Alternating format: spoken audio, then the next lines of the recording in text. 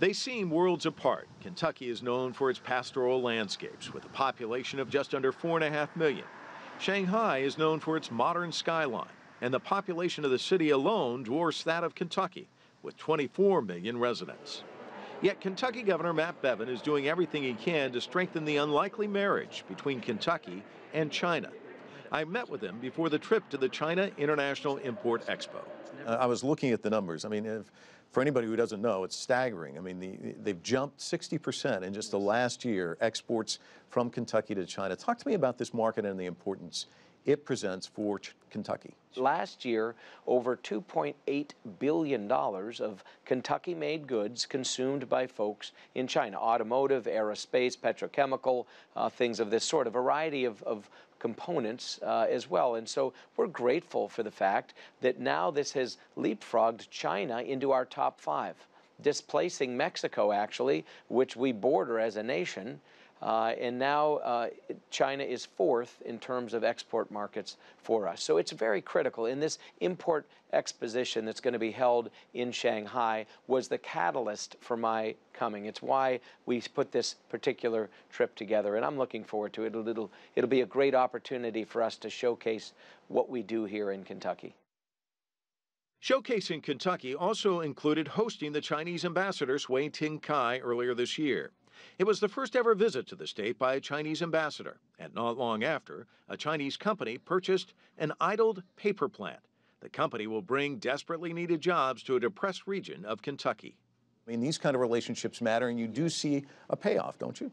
Absolutely. And Shanying, which is the company that was the overarching company, has an arm called Global Win Kentucky, which is the investor in the old Verso paper plant. And what they have done by infusing significant capital, more than $150 million, creating hundreds of jobs, as you mentioned, this is so good, not only for them, they're a global paper producer.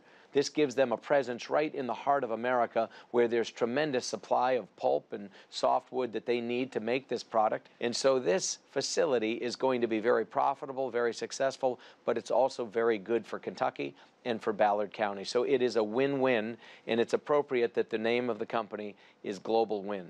In addition to attending the CIIE, Governor Bevin will travel to 3 other Chinese cities before returning home. He'll feel somewhat at home in China because he has a degree in East Asian Studies, and 30 years ago he lived in Asia. You have a unique perspective because you mentioned you talked to the president. You're a Republican. You probably know his mindset, but you mentioned it.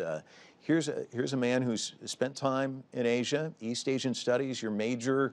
If anybody understands the mindset of the leadership in both countries, it's probably you. You have a platform here to talk. What would you say to both sides? I would say work it out, and I know that they are looking to do so.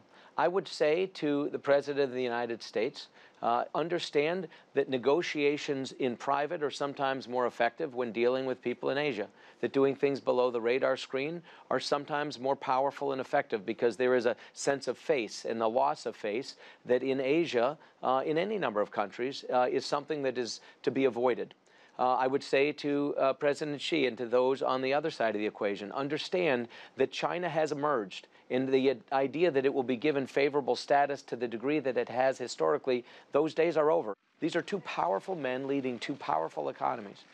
And my advice and encouragement to each of them is to continue to plow forward and to be respectful of one another as they have been largely thus far, and to work it out. And everyone will be better. Mike Wilder, CGTN.